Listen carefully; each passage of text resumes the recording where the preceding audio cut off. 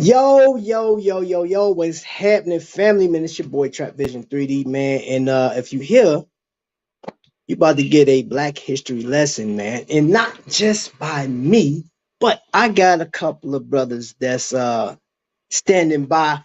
Who we got in here right now? Eat to Live Strong. What's going on, sis? How you doing? How you doing? Thank you for sharing me out, man. I greatly appreciate that. So tonight, this is what I want you guys to do. And I know whoever's seeing this on the replay, keep this in mind. Tonight, we're going to be sharing our heroes, people that we, either look up to or have read about or even experienced ourselves. I don't know what these brothers are bringing tonight. I have a list of people, you know what I'm saying? So the title says, 15 heroes. We're going to be honoring 15 heroes, you know what I'm saying? So man, Mr. Carson, what's going on, man? Thank you, sir. Thank you. Appreciate that, man. Got this at a local spot, man. It's actually made by a black designer. So let me see. We got Ice Cold Kyle in the building. Yeah, man. So we're gonna go down this road. I'm actually, I know you guys come and watch, and I appreciate the support, but I'm more excited about what these cats are about to bring to the table, man. I don't know who they Black History heroes. We may even, you know what I'm saying, come across. What's that? I'm sorry. You had it because you used it at McDonald's last. Okay. Maybe she didn't give it back to me. Anyway, I'm sorry. We working some. Yeah. So I'm not even gonna hold you up. I got these brothers sitting back there waiting, man. And listen, man, we about to hit some Black heritage. We got to learn about some Black history stuff, man. So let me bring my brothers up.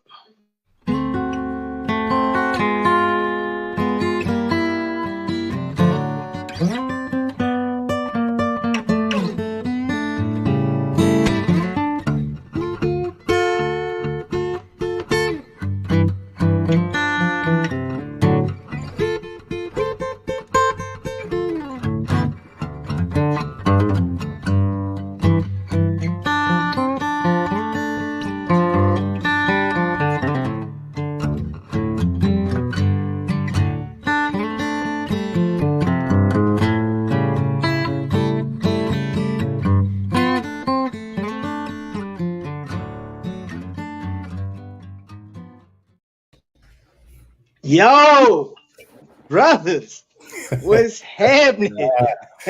What's going on? Boy, it's good. Man, It's good. bro, I got two of the coldest brothers, man. Just, dude, I look up to both of y'all, man. Y'all know y'all always giving me credit, man. But listen, we got Mr. Unbox first and foremost, man. And then we got one half of K Lamar star. And I got to make it my own. You know what I'm saying? I mean, you did that. You made that real smooth right there. That was real smooth. You know what I mean? You know what I'm saying? So, brothers, y'all know we've been talking about this for a few weeks or so, texting back and forth and talking. And I had some people talking to me on the back end, texting me like, yo, bro, I'm really digging the fact that you're doing this Black history stuff. I'm learning a lot. And I was like, I didn't on purpose. I didn't drop any Black history heroes this week because I was like, man, what if I drop something that they gonna talk about? Yeah. So I was like, I just let it ride this week. I just let it ride. You know what I'm saying? So, bro, this is what I want to do. I said we were gonna do a minimum of 3, but most definitely try to hit that 15. You know, for the sake of time. I want to take everybody's time up. But I would like to hit 5 apiece. And because, Mr. Marcus, you a guest here, my brother, we going to let you pull first, man. So how do you want to do it? You know what I'm saying? You need an intro to yourself? You tell me, man, because, hey. I mean, look, I don't need an intro or anything, but I wanted to do something a little different. Yes, sir. Hit me. A lot of people hear that we are out here in Oklahoma, and they're like, we get a lot of people that say, we didn't even know Black people lived in Oklahoma. Well, the sad thing about it is a lot of our history, a lot of the first Black townships and civilizations in this country were right here in Oklahoma. Somehow, some way along the lines, we've lost our connection to our Black history right here in this state. It's not talked about. The people who founded these towns are not talked about, and so that's what I want to just bring the light is just, hey, look, there's quite a few towns that were formed right here in Oklahoma, and just let you guys know who started them and the names of them, and say, hey, look, we here. This was our land. I mean, Black Wall Street didn't come here just by happenstance. There was a reason that started here. So, hey, enlighten us, brother. Hold up. Matter of fact, so this what I'm gonna do. You got the screen, baby. All right. So, some of us are from HBCUs, but a lot of us don't know that there is an HBCU right here in Oklahoma, and it's called Langston. Langston University is actually in the town of Langston, which is a Black town that was started back in 1890, and it was named after John Mercer Langston, first Black Virginian to serve in the United States House of Representatives.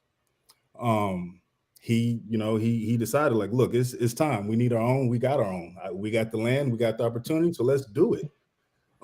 It's still going. It is a very prominent university, especially in veterinary medicine.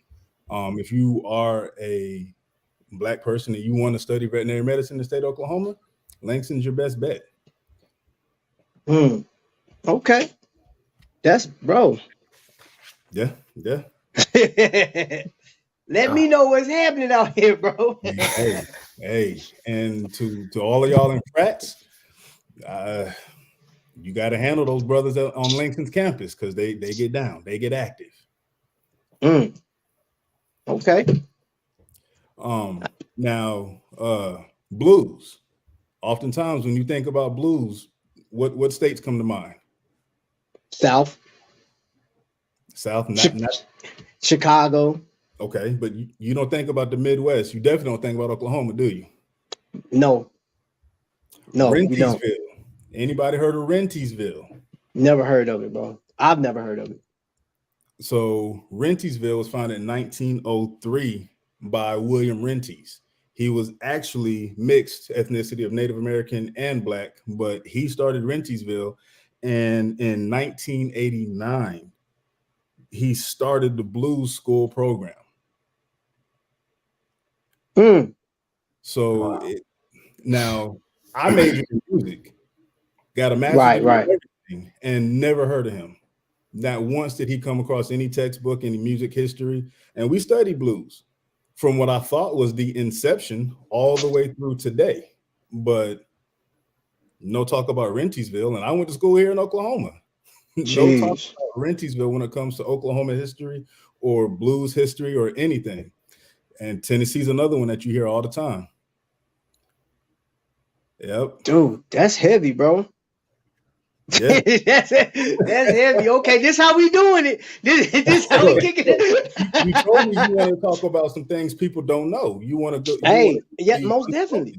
Because we could be on here talking about Malcolm, but doesn't everybody talk about Malcolm? Everybody talk about Malcolm and Martin Luther King, bro. Like that's the given. Then they throw in a Marcus Garvey. You know what I'm saying? I'm like, all right, bro, we know about that. Nat King Cole. You know what I'm saying? And Sam Cooke. I'm like, all right, bro. Yes. One thing I did know was Lou Rawls was Sam Cooke's driver. I didn't know that. I didn't know that either. Yeah, they were friends. Was like they was good friends, you know what I mean? So I didn't know that. So that's a little fun fact. That wasn't a part of mine, but I just threw that out there. You got so much knowledge, you got to toss it at us. Yeah, you know what I'm saying? But listen, I do agree. 28 days is not enough to talk about it. So you have to talk about this thing all year round, because it is so much stuff to dive into. And I'm pretty sure, like, okay, I don't know how many people in the audience, man. And also, anybody that's what's going on, Lady D? Sorry, I didn't speak or greet you. Kay Lamar's in here. If you have a fun fact, if there's information that we haven't covered and you want to drop it in there, most definitely drop it in there. Whoever you look up to, your hero and stuff like that, and we just gonna keep it moving. So, my brother D, what you got for me, bro? Oh, got for the people. It ain't for me. What you got for the people? Well, I'm gonna kick it off. I remember, growing up, man, and being, a younger version of myself. And I remember my mom, as well as my my grandmother, they would have these very unique magazines come through the mail, man. And a lot of us know them as Jet magazine.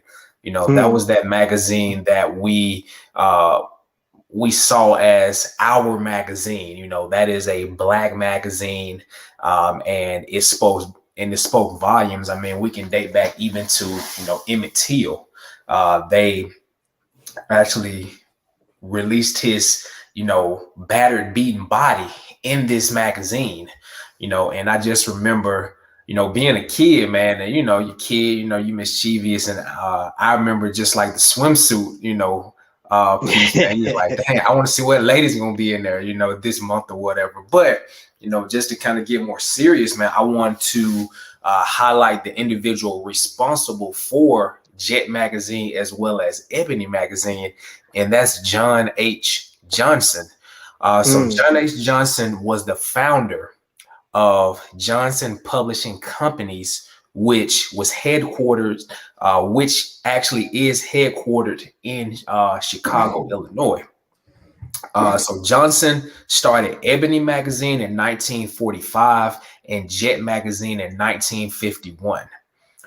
He was also featured in the most influential African-American business and media, and he's also the first African-American to appear in the Forbes 400. So with this guy, he really spoke to me because it's things like, as I mentioned, Ebony and Jet that we looked in all the time. Just, you know, you'll go to your local businesses, they'd be on the table. You know, if you had them, you know, being sent to your house. I think it was like a 12-month subscription. You know, you would have every month you would get a new magazine. And that's something that, as I mentioned, when you saw that magazine, you thought of us. Even if during that time you may have been a kid, you know, you still was able to see that. And for me being a kid at that time and still actually remembering that we used to get Jet magazine come through the house, you know, that was big for me to even know this information and even showcase, you know, this individual as John H. Johnson, to know that he played a very pivotal role in just being able to feature us in a magazine, you know, that was spread across basically the world. So that is my first highlight. And just to know also that he was a part of the Forbes 400. Like that's, I mean, that's dope. That's big, man.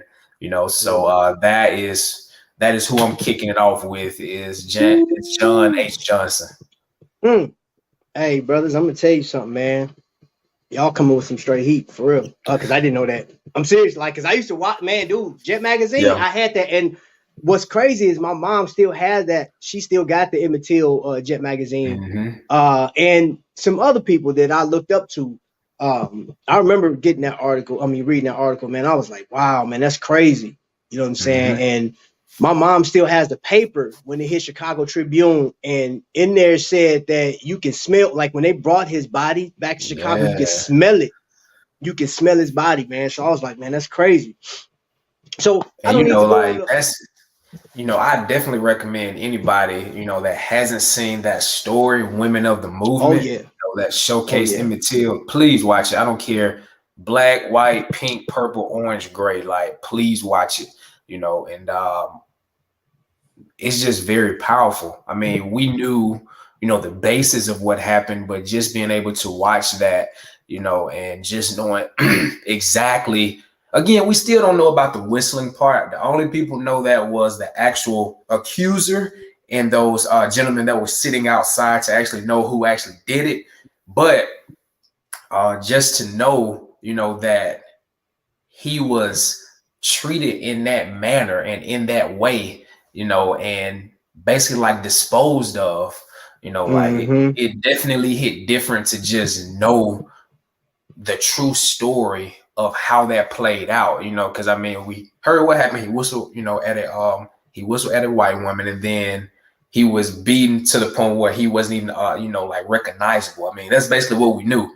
But to just see, you know, the ins and outs and the actual intel of what happened, like, it was absolutely crazy. So, you know, this is for everybody that's watching. If you have not watched that, you know, definitely watch it. I believe it's on Hulu, and it's titled Women of the Movement.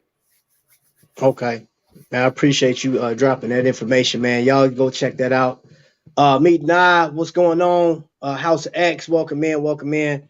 So I'm gonna kick it off. On mine is as a kid. We talking about being a kid. One of my first loves were cars. I loved automobiles. You know, I grew up in a Chevy family. However, I just like cars regardless. You know what I'm saying? So there were a few vehicles that really resonated with me as a kid, man. And when I got older, man, I remember when I got in high school, just knowing what blacks went through back in the, you know what I'm saying, the 40s and 50s and 60s, I was like, man, I wonder if we ever done anything other than, you know, be segregated, spit on, and all this other stuff. So I started digging into Black history, man, and came up with this one brother. His name is McKinley Thompson. He's from Queens, New York, born in 1922. This cat was a designer. He was an engineer, man. So his job was like he would draw little stuff, and he made a robot. I believe he did a robot or something for his class when he was in school, grade school, and won some type of award, right? But this is about just blew my mind when I found this out. One of the most iconic cars out there is the Chevy Corvette. Well, Ford was like, hey, you know what? I got something to combat that, and they made the Thunderbird. Y'all remember that? Yep. Guess who drew that thing up? My man McKinley, a black dude. Wow. Now, here's the crazy part. Now, let me read this to you. And then, look, I don't know if y'all knew this. I was in the Army, right? When I first joined the Army, I was a part of the Signal Corps. Army Signal Corps. He was a part of the Army Signal Corps. You know what I'm saying? So this is my brethren. You know what I mean? Okay. He served in World War II as an engineer, designer, layout, and coordinator, right? So he got a big title off top. And then his biggest thing was like he dreamed about drawing. He loved drawing stuff, right? He went to the Art Center College of Design and became the first black man to attend to even get accepted in this thing. He applied for it, boom, got it. So then he graduated in '56 and started working for Ford Motor Company and was awarded by the current mayor at that time in the '62 was Jerome Kavanaugh, right? And they said Jerome was sort of like Kennedy. They said they was like one and the same, you know what I'm saying? And when he was doing stuff, and they said he was kind of catering to black folks, they didn't, you know what I'm saying, vote him back in as mayor. He just kind of plummeted. They was like, oh, segregation was big. But he gave him the Citizen of the Year award. And then this man went on to design the Ford Bronco. Generation One. Yes, sir. Yes, sir. Yeah. Yes, sir. Okay. Yes, sir. He made the Ford Bronco. Now, when he did that, he said, you know what, I can make another vehicle. It was one he's called the Warrior. His idea was to get composite materials and make this vehicle and send it over to the Middle East to help those people navigate through the deserts and stuff on their jobs. Ford felt like, this isn't going to work. So he tried it. He ended up scrapping it. It never came out. But his designs created the Ford semi-truck across the roads. Right. And then he got awards for designing like these futuristic trucks and whatnot. But his design led Ford to actually perfect the Thunderbird, because the Thunderbird, it was called the Cougar 2 was supposed to come out against the Corvette at the Chicago Auto Show. Ford scrapped it because they said it was going to cost too much because fiberglass body. They just, you know what I'm saying? You got to put a vehicle out there. And they said, this is going to be cost effective and maybe too dangerous, too much horsepower. So they just said it was based off of the a Ford 500. So they said, they scrapped that, man. But this guy went on to build utility vehicles to help humanity, period. And then he retired. I believe he passed the baton in 2006.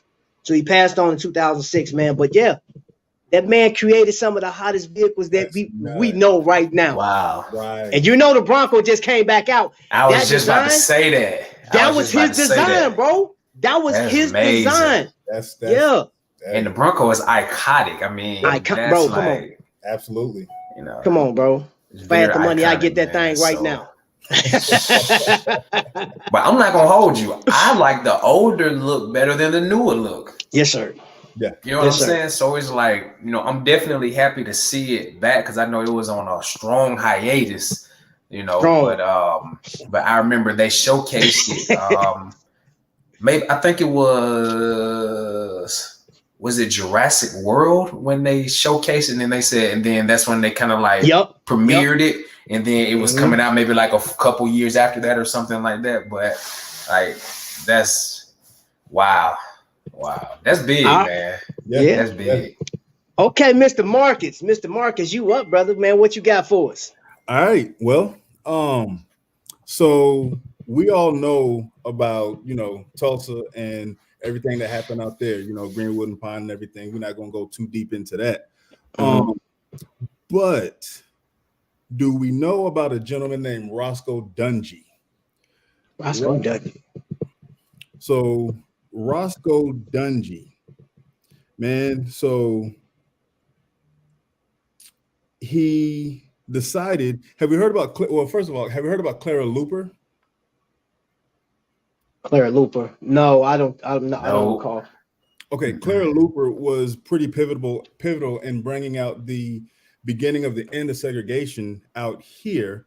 And Roscoe Dunjee decided he was going to represent her in 1948.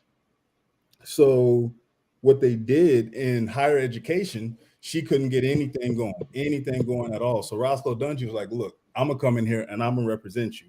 And back in 1948, because of Roscoe Dunjee, Clara Looper was the first woman to win a case about overturning segregation in Oklahoma against higher education discrimination.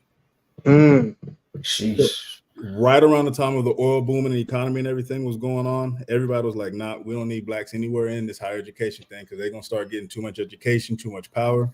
And with his help, black attorney came in there and was like, nah, we dead in this in Oklahoma, and got that knocked out. And now I can't say we got a big foothold, but we in there. we in there. Bro, that's crazy. And let me just add to this.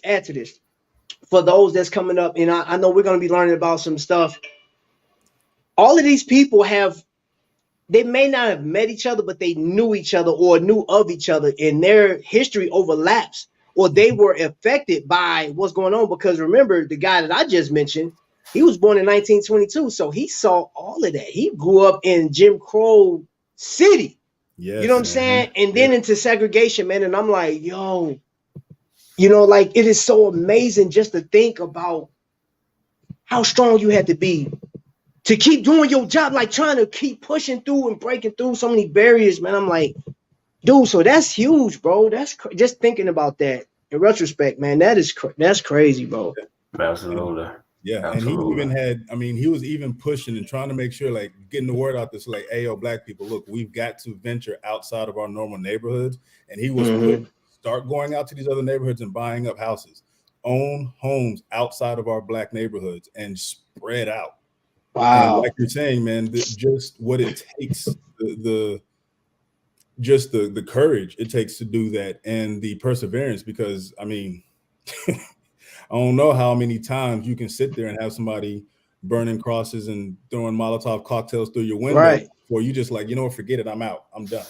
Right. I agree with you, bro. I think your mic went out, bro. Who, mine? Okay, I know you good. Thought your mic went out. All right, my brother, Mr. Box. Yeah, so I'm gonna follow Marcus's lead, and we're gonna stay with the education sector. So this was actually a late add to my list, just because of what happened, and I'm gonna kick it back to my old stomping grounds at the University of Alabama. For those of you that are not familiar with that school, it definitely had its day, of inequality and racism and the whole nine.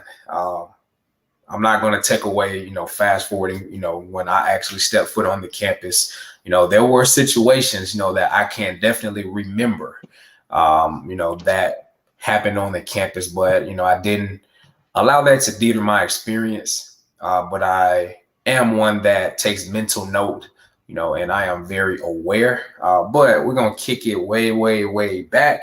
And we're going to kick it back to a young lady by the name of Autherine Juanita Lucy.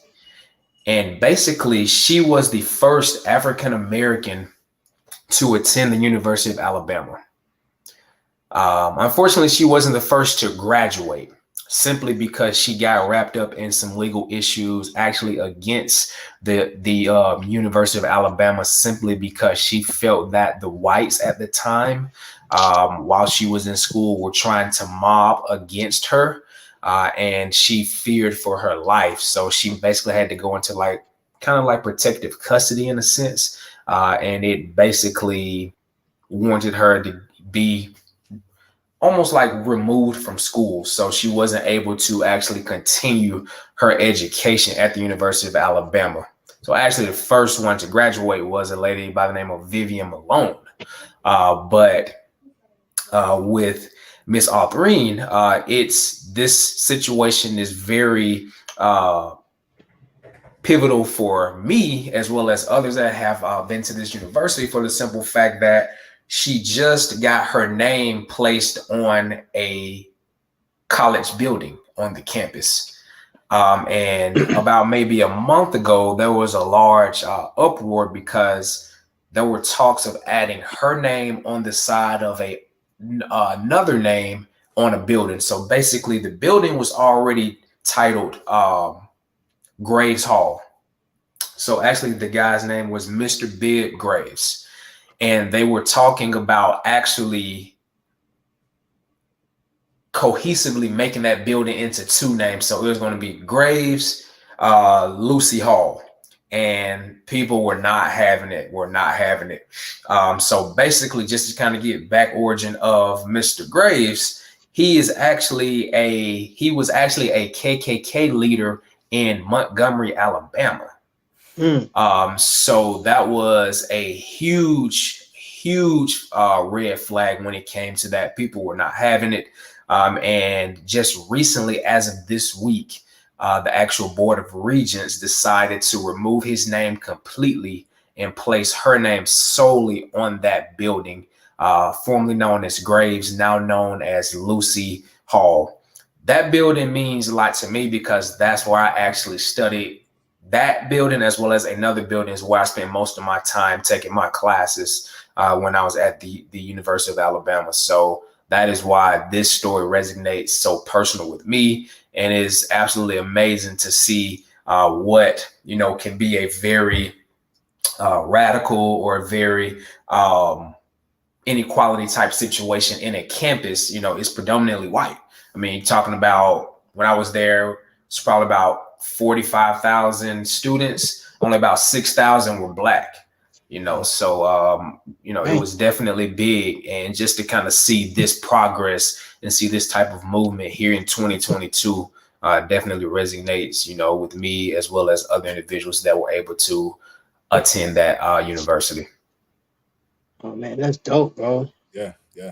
That's heavy. That's real heavy. Yeah, I'm glad you shared that, bro. That's crazy, man. Yeah. Y'all got some stuff that's hitting home.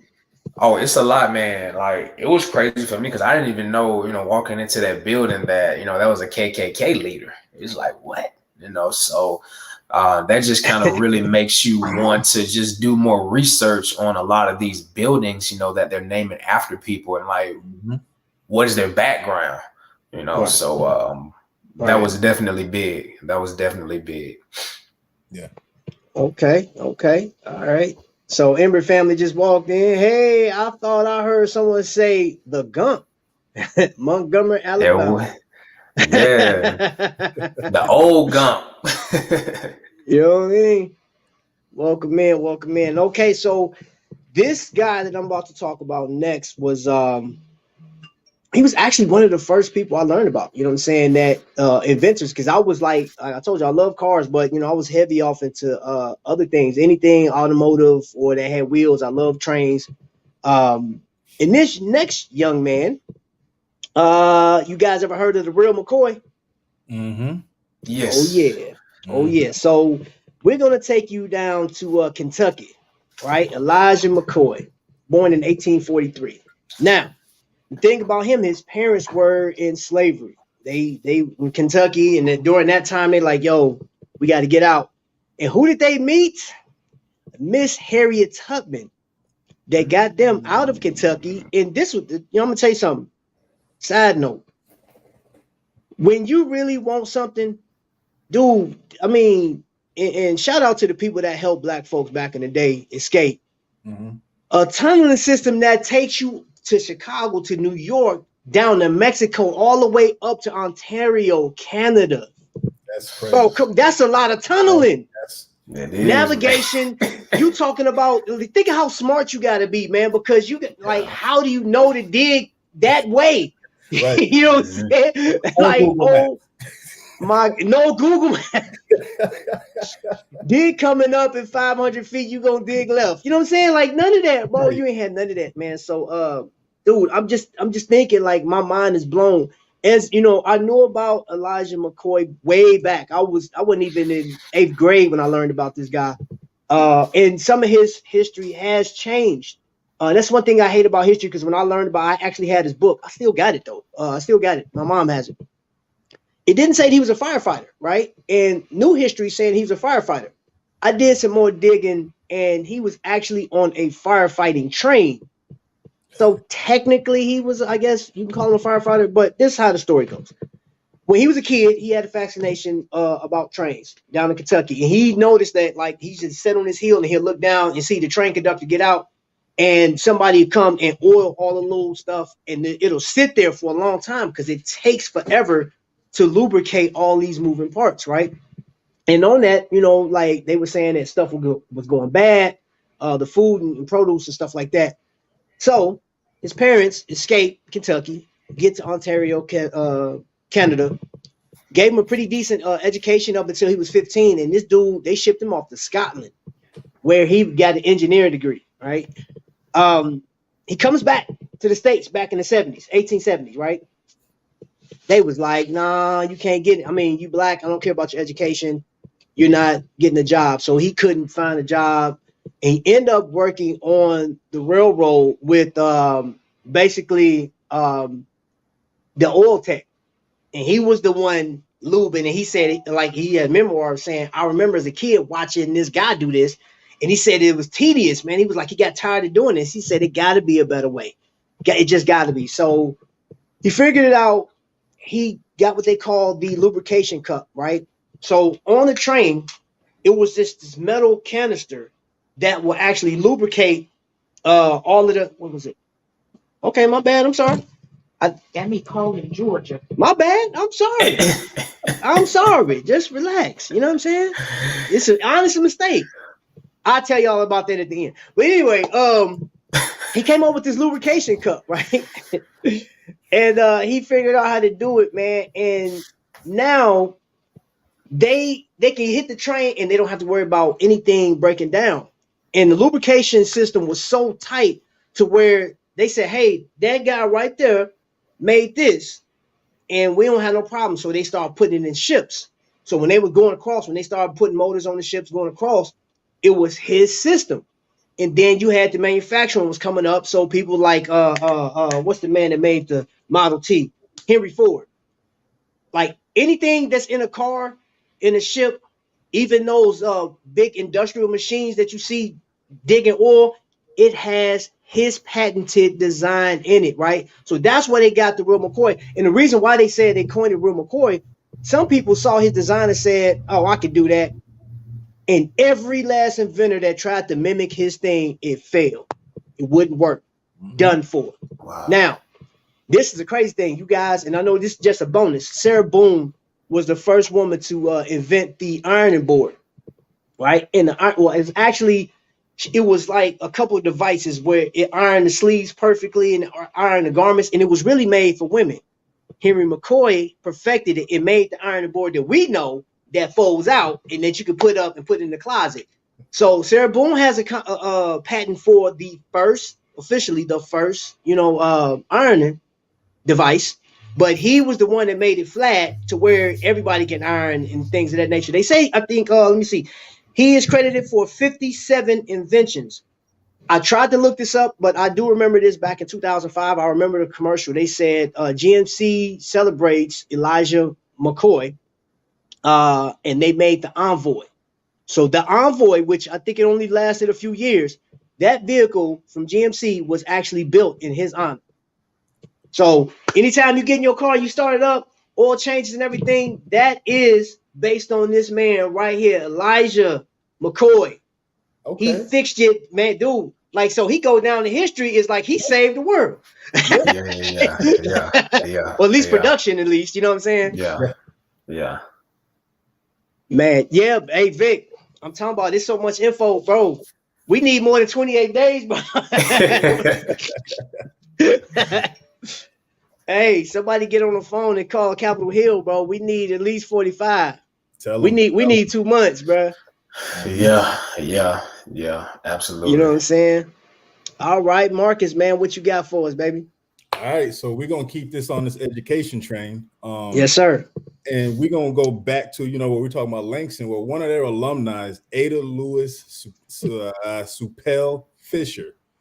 She was Ada Lewis Suppel, got married, later known as Lewis Fisher, graduated from Langston and decided she wanted to go to OU to get a law degree. And they were like, nah, they rejected her based off of race. And they're like, nah, you black, we don't want you in here. Jeez. So with the help of my man Roscoe Dungy that I just talked about and the NAACP and Thurgood Marshall, we know him, yeah. So all of them got together and were like, we're not going to do this. Lawsuit went down, and in 1948, Supreme Court ruled, nah, you got to let her in. So here we go, breaking down these barriers and again, running through the court systems with Roscoe Dungy, Thurgood Marshall. Here we go. She got some backup. Boys, she had some heavy hitters, man. Thurgood Marshall. Yep. Come on, man. Yep. But at this point in time, he wasn't in the Supreme Court. This was before that. So he was a heavy hitter, but not that heavy at this point in time. This was the beginning of his career. Okay. Dude, that's hey, but wow. You know what? Like I said before, man, like I didn't know that. Honestly, didn't know that. You know what I'm saying? I'm learning something new tonight, man. But like all of these folks, man, just that's crazy, bro. Mm-hmm. That is crazy. And it's crazy. Wow. You got to get people of that caliber, and you got to get that many people together just so you can go get an education. Just for education, because we could get like. But you know what? And I'm so thankful that happened. I know it probably I know it sucked at the time, but guess what? Everybody in here right now, like me, you, and Mr. Unbox, all of us have some form of education. You know what I'm saying? And we got it. And we had no problems outside of maybe having to pay some, bills back, but we still got to go to school without somebody telling you, oh, you can't get in here because you're black. You know what I'm saying? So, man, I just think I'm thankful for the people that fought so hard, be it in Oklahoma, Kentucky, Mississippi, wherever they come from. I'm just, thankful. Yeah, had they not gone through it, we'd probably still be going through it. Most definitely. Absolutely. And, so my brother, that's very difficult. I'm gonna just kind of go back to what y'all were just saying. That's kind of difficult, man, especially for me. Growing up, I went to a predominantly black secondary education type school, like elementary, middle, and high school. I'm talking about I remember maybe 2 white people. Like that's just kind of how it was. And unfortunately, when you have that type of situation, the level of education isn't always up to par.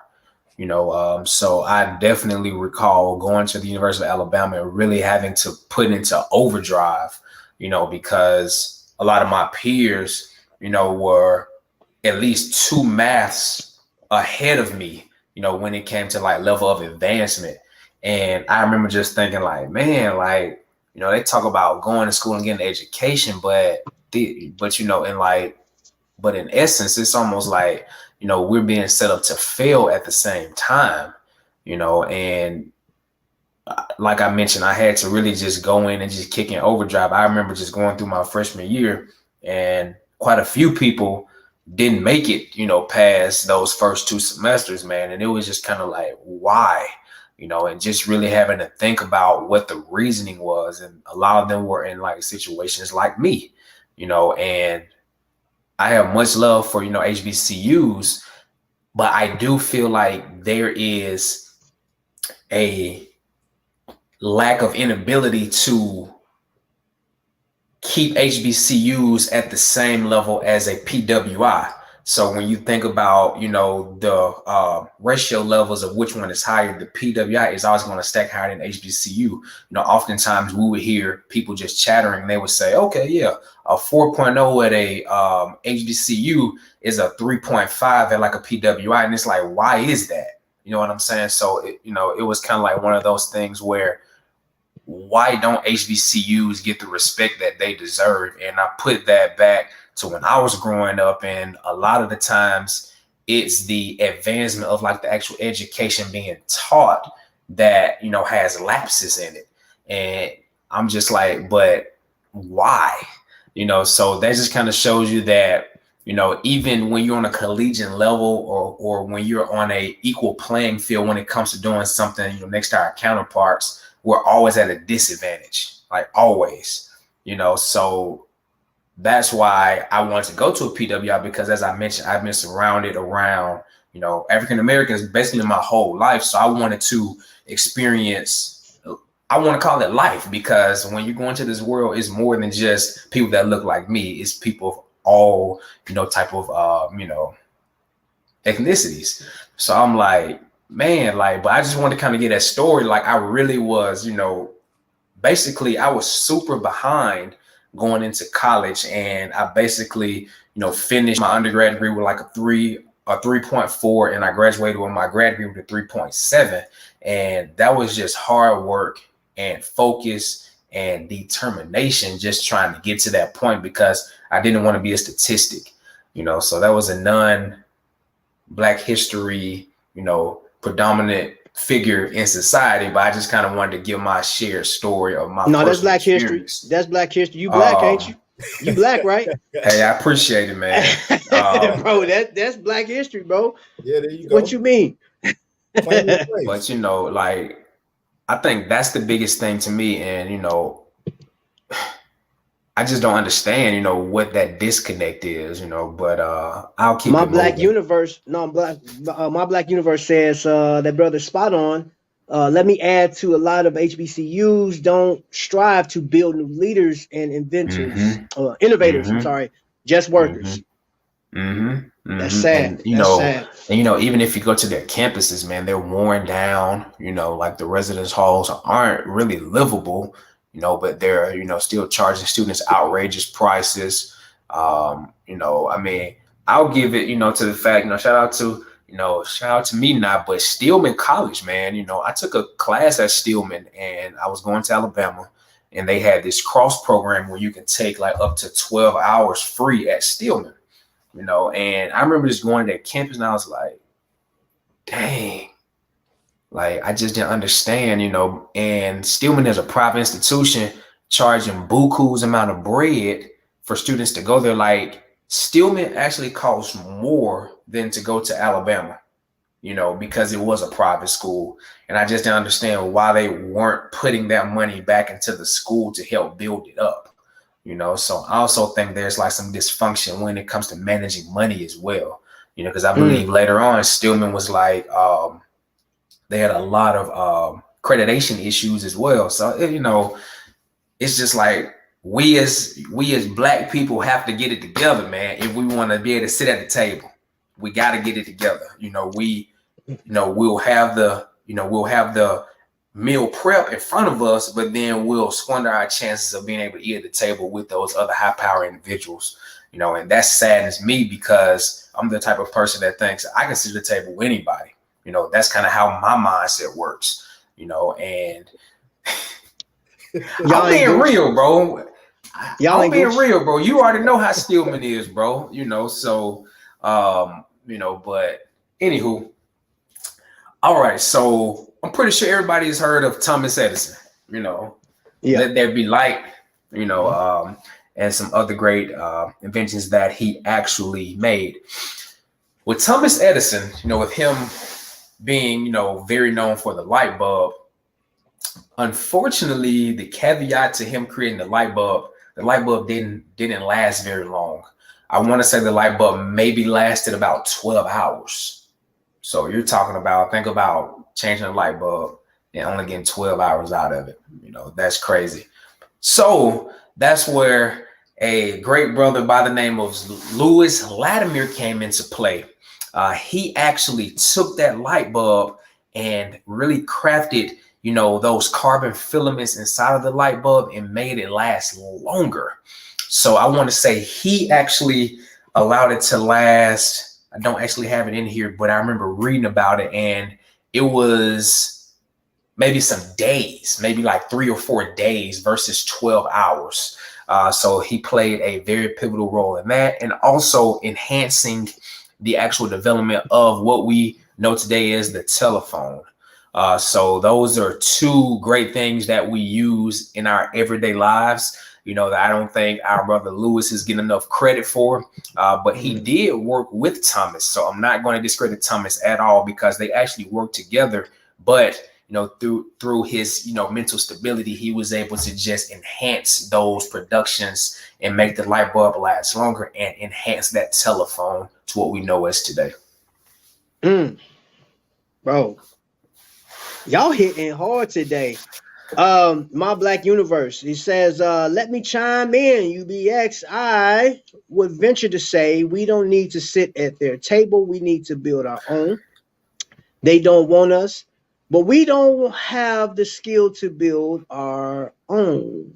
And that's where sitting at the table is going to allow us to build our own, because you need to be able to sit at the table to be able to actually acquire those skills to build your own. So you're utilizing that moment to be actually advantageous to you to be able to build your own table. So that's actually what I meant. But thank you for that.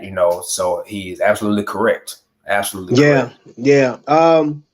I will say, I know this is a little side note. I talked to the other day.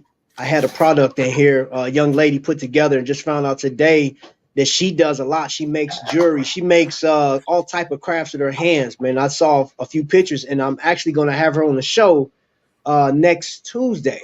And this sister's from Chicago. She's from my home city. You know what I mean? So I told her I'm going to do everything I possibly can to get her stuff out there so people can see what she can do. And I want to do that for as many people as possible. You know what I'm saying? I got a brother this coming up this Sunday, man, one of a kind Rose. You know what I'm saying? This is a brother. I consider a brother. And I think minorities and entrepreneurs should have a platform. They should have a seat at the table, or like you said, create their own but opportunity. And I think sometimes we don't forward them the opportunity, like how we spend our money. You know what I'm saying? 'Cause right. Like, oh, that's cute. I'm gonna go over here and buy this Wrangler or Ralph Lauren or whatever the case is. So it is what it is, man.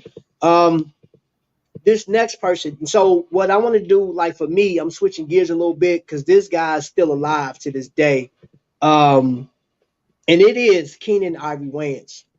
Now, okay, I'm gonna tell you something about this brother where I'm talking about identify with him and just really love what he done for the culture.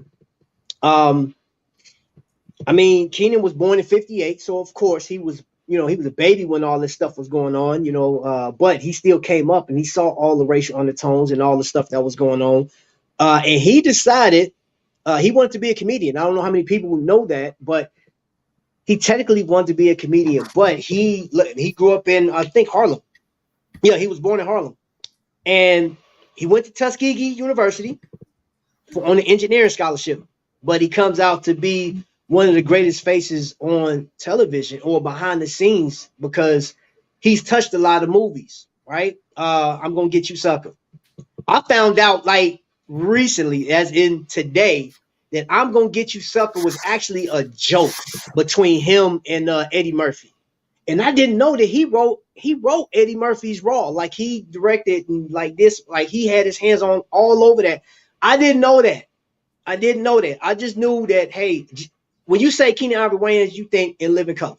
Yeah. One of the dopest shows to come out on TV, which would be considered insensitive today because they made fun of everybody. Cancel. Think about it. Handyman, bro. X-rated men on film. Use him like he was no listen. And I'm telling you, Bro, I'm telling you, he was a freaking genius, man. And you know, he said Robert Townsend. He said when he talked about Robert Townsend, if you look at the interview, he takes a deep breath, and you know that man means a lot to him. And he said, you know, when you talk about your day ones, they worked together and they did these skits, which were technically how we do TikTok shorts. Everything that we're seeing right now, everything, YouTube as a whole, entertainment that you see, all the little silly stuff that people do, the dances, they did this already. So when I say Keenan Ivory Wayans was the pioneer, he was the groundbreaker, and he took all of the crazy movies from back in the day, made fun of them. And something I didn't know was when he made movies, was I'm Gonna Get You Sucker, and he made fun of the 70s and all, the high heel boots and all just their culture. He said he was getting letters that people didn't like that. And then his ratings, they said, yeah, that was cute type of deal, but they didn't take him serious. They was giving him bad ratings for the show. And I'm like, wait a minute. This, what do you mean you giving that a bad rating? This man literally took it. And then, of course, if you look at it, they're the Wayne family, right? So all his family are touching. Their friends are doing everything. And this man, he has written some of the best movies. He's played like NFL players. And something I didn't know, and I don't know if you guys know this, man, strap on your seatbelts. How many people like NFL? Oh, come on. If you looked at NFL back in the day, let's go back in the day, halftime. That's the time everybody get up, go get you some more popcorn, go take a leak or whatever the case is, and they bring out the marching band. Well, Keenan Ivory Wayans thought about it was a Super Bowl 26, as a matter of fact. He said, let's go live. We're going to go live during halftime. And this man went live in living color, and he had a little box to the side that said, in 30 minutes, we'll be live. Over 20 million people signed in and watched. Ever since that day, go back and look. Ever since that day, the next year, Super Bowl 27, Michael Jackson was up there. NFL said, yo, no, they cannot be taking all our viewers. So now the people that, when you get musicians and all this stuff in living color, Keenan Ivory Wayans, he started the trend. The NFL had to do something to combat. He was like, wait a minute, how's this black dude getting all these views? And this is the biggest thing. Again, every story we tell, and I picked him because, he's still living. He talked about, the rate, even from black folks. People wasn't supporting him. You know what I'm saying? People was like, and I'm telling you, he goes down today just like Spike Lee. It was sort of a hard toss-up who I wanted to pick, because I could have picked either one. But you know what I'm saying? I went with Keenan Ivory Wayans because, dude, I love the skits, man. I found myself doing some of the skits, you know what I'm saying? And he said it was real easy. He said, this is how I have you come in. So if he picked one of y'all, he'll say, hey, do a skit about your mother. Everybody know how their mama talk. Everybody know how their mama move and stuff like that. And then he'll say, well, talk about, your cousin, your brother. And then that random person. You're like, what do you mean? Just like as you get famous, there's always somebody that's just crazy. He said it was a guy in his dressing room giving all these kind of bad ideas, and he put it in the show. And of course, the rest was history. And then Jim Carrey. Everybody loved Jim Carrey. Started with Keenan Ivory Wayans. Come on, let's quit playing, man. He got his big break. And the dancers, and you can name all the dancers he had. I think, was it 4 of his dancers went on to be something bigger? J-Lo. And that one Hispanic dude that played on that what was that show, man, with Malik Yoba? New York Undercover. Yep. Oh, New York Undercover. He was a dancer. He was a dancer. His partner was a dancer.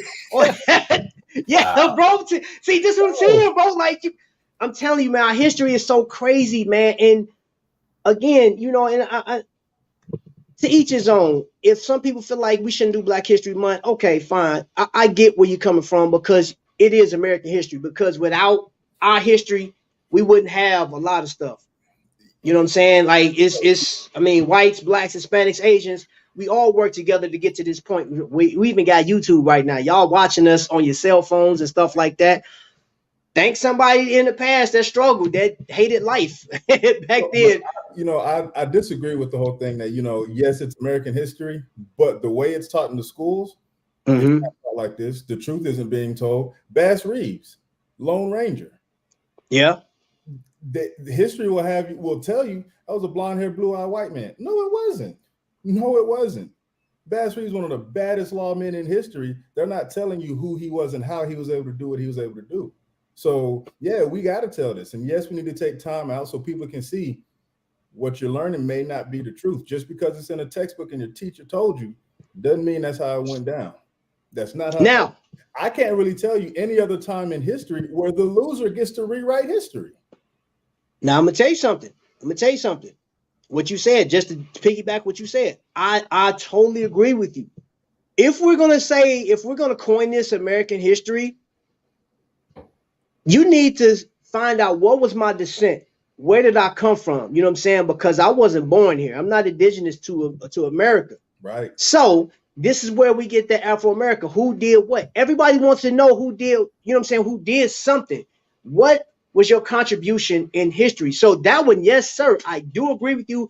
And if you look in some of the stuff you look up now, see, I got the books to some of the stuff that we're talking about. Mm-hmm. If you look it up online, it'll say Keenan Ivory Wayans. It don't say Black American. It don't say African American. An American comic. Don't believe me? Go look it up. It's in there. Yeah. You know what I'm saying? Let me see. My Black Universe. Yep. We met Jamie Foxx, Jim Carrey, and others because of Living Color. Yeah, Jamie Foxx, bro. Yeah. Wanda. And Jamie Foxx so underrated, man. He's so underrated. It's crazy, bro. Bro, that dude is so talented, bro. It's crazy. He got talent. Just, I mean, like he ain't got to do nothing. Just exuding out his body, man. That dude is so dope, bro. Like, yeah, he is underrated. Honestly, he should be like. I mean, come on, he can act, he can write, direct, sing, dance, whatever. I mean, he's a comedian, bro. Like he was going back and forth with Kevin Hart. And then, oh man, dude, I was listening to like a tape of them, bro. He was tearing Kevin Hart up. Have you ever heard his impersonations? Yes, like, he's dude good. is like, I'm talking about, he like top tier, bro. Yeah. Like him in there. Oh, what's the other black dude? He's a skin. I don't think that's his name. He's a skinnier black dude. He's newer up in the Eddie Murphy looking dude. Yeah. I can't think of his name. Yeah. But those two dudes, they can really impersonate anybody. It's crazy. I don't remember the dude's name though. Let me hold this thought real quick. Hey, Seuss, I encourage you to look up you need to know your history. I promise you. You need to know your history because I got something that's coming up, man, that brought tears in my eyes.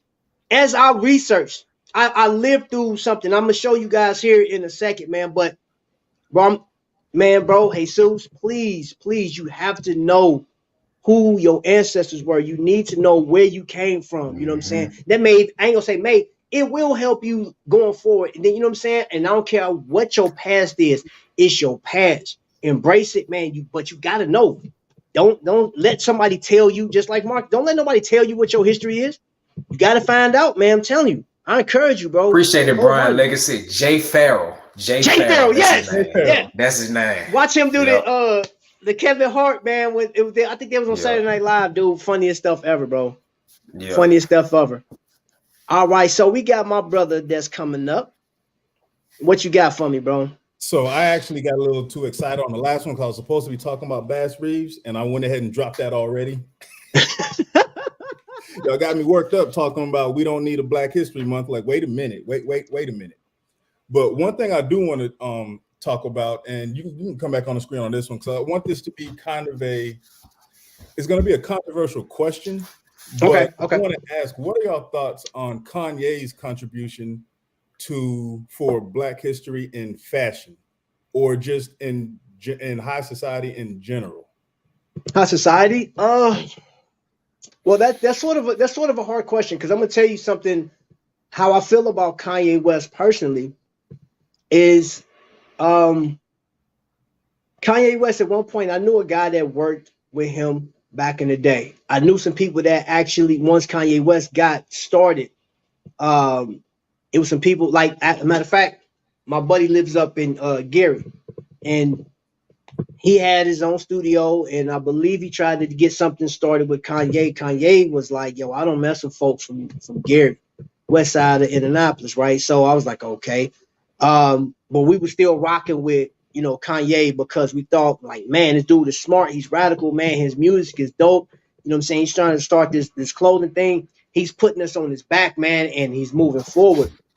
And then the breakdowns start coming and all this, the bad press. And he was like, the stuff that he was doing, how he's moving, I was like, dang, bro, what you doing?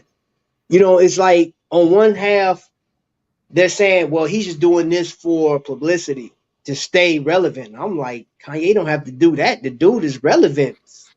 Like, you know what I'm saying? And right now, I'm actually on the fence about Kanye right now. And I don't like to feed into what the media hype will say about him, but I do look at like, and I know you asked about fashion and stuff. I just couldn't get over the last thing he posted about his ex-wife. I'm like, bro, get off of it. Like, it's over. You know what I'm saying? Like, why are you doing this? Real. It's crazy that y'all mentioned it because I was just listening on the radio the other day, and you're talking about when he sent the F-150 to the crib with all the roses and stuff, and they were trying to figure out, is that deemed a stalker? And it was a lot of mixed, like calls in. Basically, people were saying, no, it's not stalkerish because he had it sent. They're basically saying he wasn't present, so it's not deemed as stalkerish. And that's subjective. I mean, like some people may say it is, some may say it's not, but I do feel like with Kanye, I think after his mom died, I think he really just like lost it. He just lost it, man, because like before we even get to how he is now, let's just rewind. Arguably one of the most talented guys to ever grace just like the genre of just rap or music or just like in the whole nine, man. Like, but I think after his mom passed, I think that really took a big toll on him. And I just don't think, I think he's mentally unstable. I think that's just the best way to put it, and being in a field working where I deal with a lot of mental health,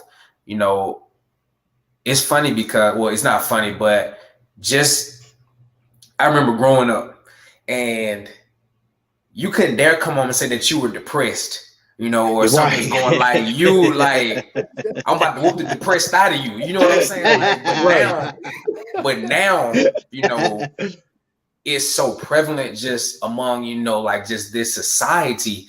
And I feel like a lot of it is real. A lot of it is a crutch because that is a hall pass for a lot of things as to why people do. So they say, oh, well, he has a mental illness. And they kind of like begin to like excuse. I mean, even when you hear these people going up to shoot up, movie theaters and things like that, what's one of the first things they say? Oh, he has a mental illness, I'm like, one of us do it. He knew what he was doing though, or she knew what she was doing though, but going back to Kanye, I just don't think it's all there, and the fashion, man, like people love it. People love it. I owned one pair of Yeezys and I sold them. My wife hated them. I bought them just because I was buying into the hype at that time. Mm-hmm. And I would definitely say his fashion, it just has no identity. I mean, I remember when we first came out with like the shirts with the holes in them, almost looked like Bummy, and selling it for like $200. In fact, crazy enough, he's actually put Gap back on the map. Yeah. Because he sells a lot of his items through Gap. And he'll have, a plain black hoodie for $100. And people are buying it. Yep. Plain black. No writing on it. Mm-hmm. And so that's kind of why I wanted to talk about him, because my thing is, I get it. Kanye out here, he wild and he crazy. Yeah. He's very eccentric. But my thing is watching the moves he made. And we all celebrated Virgil Abloh, and we all were pretty heartbroken when he passed. Virgil wouldn't have a place if it wasn't for Kanye. He was Absolutely. Kanye's right-hand Yeah. man. Kanye Absolutely. that lane. As a matter of fact, Louis Vuitton had already signed a contract with Kanye, and before that ink dried, they changed their mind and went with Virgil. Yep. And like you said, he single-handedly put Gap back on. So Mm. watching the moves Kanye's made, I'm like, you know what? Maybe some of the things about Kanye's mental duress or whatever, instability or whatever, is because he's trying to deal with the prejudice and the racism of high fashion, and nobody's listening to him. He's coming out and he's trying to say, yo, this is the problem, this is the problem, this is the problem. Just like on Sway in the Morning when he snapped. Oh yeah, he snapped. He did. Yeah. He snapped because he was like, yo, you telling me that I can do it. I'm like, how can I do it? I don't think you understand how much money it takes to do the things you're telling me to do. And without the backing of these huge fashion houses, nobody can do it. I don't care if you're black, white, Puerto Rican, or Asian, it's not going to happen. If these few fashion houses don't back you, it's not going to happen. And they're not backing us because we're black. But everybody want to call them crazy. So I'm like, he might be crazy. I mean, from that perspective, I understand, because you got the guy that created Supreme, right? He put Supreme on a t-shirt, and that thing, I mean, you know, he stole all of that. Bro, yeah, I know that. Hey, bro, but look, the crazy thing is this dude made millions off of it, bro. Like ridiculous amounts of money. Off it. And the thing that trips me out about Supreme is the only reason Supreme became a thing is because the artist he stole the typeface from, the red and white coloring from, she said, look, I'm out here speaking against capitalism, and I'm speaking against oppression, and I'm speaking for people's freedom of speech. So if I sue him, which I'm legally entitled to do, I'm kind of being a hypocrite. So she let him go out there and do his thing. And the second somebody else went out, lit same typeface, same color, same font, but it was a woman. And I think she put on, it was like the word, I'm not going to say it, but it was the B word. Right. He sued her and he won. So it's like, bro, you only eating because the artist you stole from allowed you, but now you're going to sue somebody else. That almost sounds like something. But we can take stealing and we can take it and we can throw it all the way back years and decades and decades and decades and centuries ago too, you know. So that's a lot of what we're seeing now. It's just recycled, basically. And well, yeah. But at least I was credit. Well, and I understand that, and see, the thing about it is that right there solidifies the argument that some was saying. I told you I've been talking about this ever since I heard Morgan Freeman say, well, one of his comments was like, if you stop talking about racism, it goes away, and just do away with Black History Month. There was a guy that he has 1.3 million subscribers.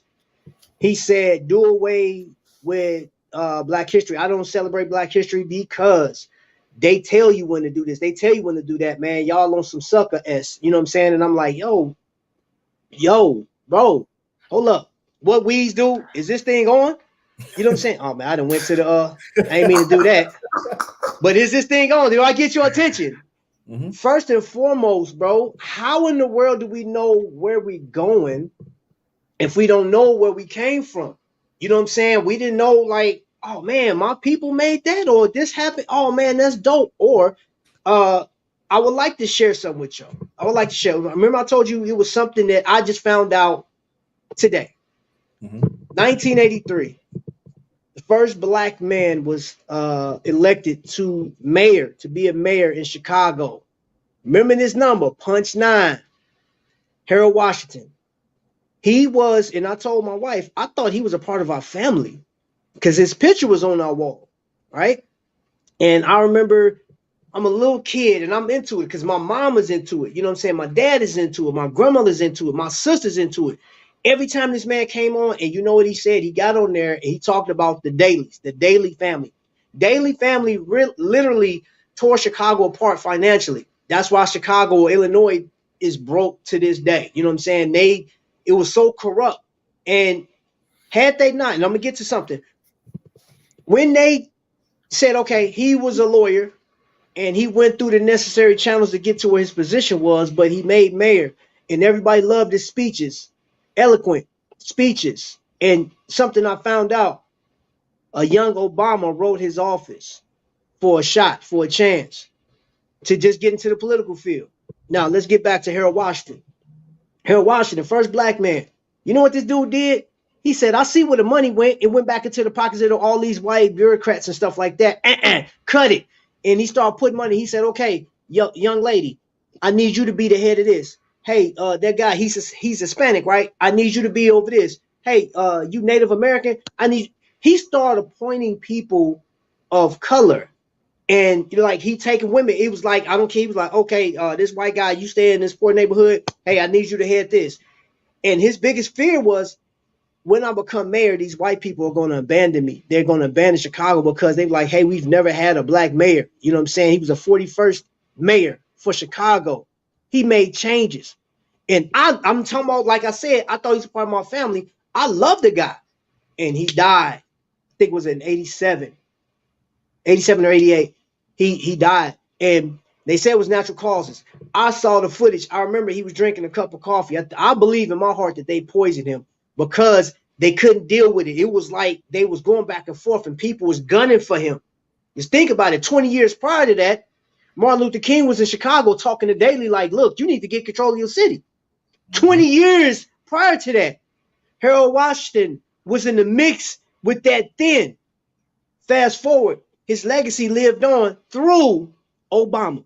Obama wouldn't have had the press, and that's documented. Obama wouldn't have had the press he had now. He wouldn't have become president unless he followed, because when he became, I think in 1995, when he started his political reign, he literally took Harold Washington's format and said, I'm going to apply this because we're for the people.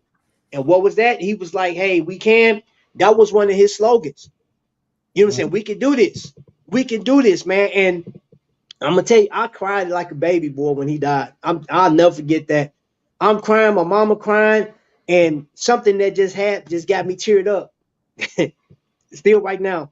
I called my mama on the way. I had to go get my son some shoes. I called my mom and said, hey, mom, let me ask you something. So yeah, I was like, did you ever meet Harold Washington? She said, oh yeah, we used to hang out all the time. I was like, you was hanging out with Harold Washington? Like, yeah, he come to my job. And she was like, your sister used to have dinner and all kind of stuff. I said, Mom, do you know there's a picture on the internet right now with my sister and Harold Washington? I saw it today. Wow. Oh, wow. I saw it today. I was like, my mom was just telling me, like, yeah, she was like, my sister used to hang out with, like, I didn't know she was heavy off into like civil rights and politics and stuff like that. But then it just dawned on me. I said, wait a minute. My sister was actually in law school. And she went to go do these fashion shows to pay for herself to go to school. She graduated and then she got sick. And y'all, I don't know if y'all know the story. My sister passed away in 99, hence pushing me towards the Army. But found out that Harold Washington served in the Air Force. His last position was a first sergeant. Like, I don't know all his story, but I know so much of it, enough of it to where I was like, I felt like he was a part of me. And I was in that era. I was in that time when this man was making a difference for the people of Chicago. But now you look at it now, it's corrupt. It's corrupt. So, you know, they had to get him out of there. So I don't even argue the fact, no, you don't need to get rid of Black history at all. You smoking some type of dust if you think we need to get rid of that, man. And he actually, and I'll say this, adversity, and everybody that you guys have named up to this point, a lot of adversity, a lot of heartache, and even with Kanye West, because I don't know what it is to be in his life. I wouldn't even want to be in his lifestyle. I wouldn't. I'm be honest. Whether you know what I'm saying, I don't agree with a lot of stuff that he do or some stuff that he do. However, I do not. You can have that if that's what it takes to be a millionaire and to have his status. And think about it, for him to be as rich as he is, he still can't move free if he can't push his clothing. And we're talking about Supreme, a stolen item, and you know what I'm saying. And it's one of the biggest things out there, man. You go to any urban shop where you can buy J's at, and you see a Supreme T-shirt, Supreme bag. How much is that bag? $288. $288. And it's nothing but drawstrings. Bro, that's a Walmart bag with Supreme on it, bro. What you mean? Yeah. Hey, bro, that's this, bro. Yeah. I can put Supreme on this, bro, and this. Hey, $500. And people will buy it all day. The devil is a lie. That just shows you the influence of the name, you know, because if you substitute that name with Trap Vision 3D, people are not gonna pay $500 for it. It could be the same bag, but it's that name, you know, and we often refer to those individuals over in the sneaker community as hype beasts, you know, and basically like they want what everybody else wants. They want what's popular, you know, even if it costs them, you know, X amount of dollars, you know. So it's just crazy to me because, you know, as we're talking about this, like that just goes back to the generational wealth we frequently spend on stupid things, you know. And when it comes to generational wealth, that's one thing that, you know, the whites do very well. You know, they leave, you know, money, you know, for generations and generations. We necessarily don't, man. We really rely on, you know, that life insurance policy to even be able to bury our loved ones because we don't have enough money to even do that. You know, you talk about the average funeral costs seven or $8K, and we can even bury a loved one without tapping into some type of insurance money. Or we can even go further. When somebody does die, we're arguing with other family members on who's going to get, you know, the actual assets. Like, I mean, it's crazy out here, man. Like, we're so dysfunctional, you know, and that's why we're behind. You know, we got to focus on the right things to be able to move in that forward, you know, motion. So, okay, and I think about this daily. At this point, brothers, you feel free if you want to share anything else, man. As far as like a black figure, because I had one figure that hopefully after I share this person, everybody on here, content creators, if you just to watch, you're inspired by this person, because I think of all the people I talk about, I love Harold Washington, you know what I'm saying? Rest in power, my brother. But this one female that I'll share with you guys after you guys go and do what you do, it's one of those that should touch everybody, should give you inspiration to actually, whatever it is that you try to do in life, man, no excuses. No excuses whatsoever. And I get it. Trust. Listen, I'm gonna tell you something. When you're talking about trying to advance, if you tell somebody, well, you know what, maybe that don't work for me.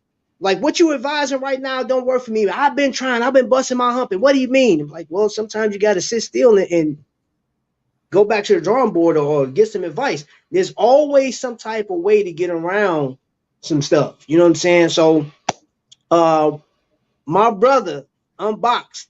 What you got? You got something you want to add? I